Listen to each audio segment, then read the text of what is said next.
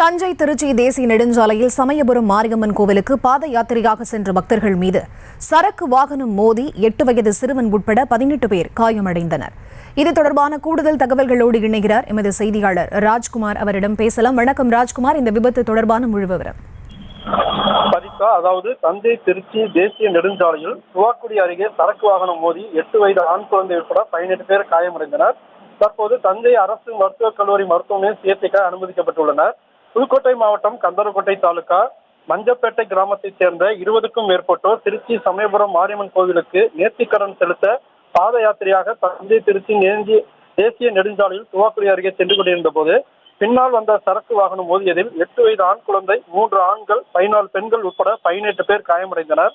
இதனையடுத்து தகவல் அறிந்து காவல்துறையினர் சம்பவ இடத்திற்கு வந்து வழக்கு பதிவு செய்து காயமடைந்த 18 பேரையும் 108 ஆம்புலன்ஸ் மூலம் தஞ்சை மருத்துவக் கல்லூரி மருத்துவமனைக்கு சிகிச்சைக்காக அனுப்பி வைத்தனர்.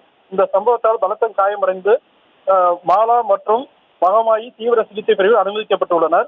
மேலும் இதே பகுதியில் கடந்த மாதம் 17ஆம் தேதி புதுக்கோட்டை மாவட்டத்தைச் சேர்ந்தவர்கள் சமயபுரம் கோவிலுக்கு சென்ற போது சரக்கு வாகனம் மோதியதில் 5 பேர் பலியானது குறிப்பிடத்தக்கது. பவித்ரா, விவரங்களை வழங்கியமைக்கு நன்றி ராஜ்குமார்.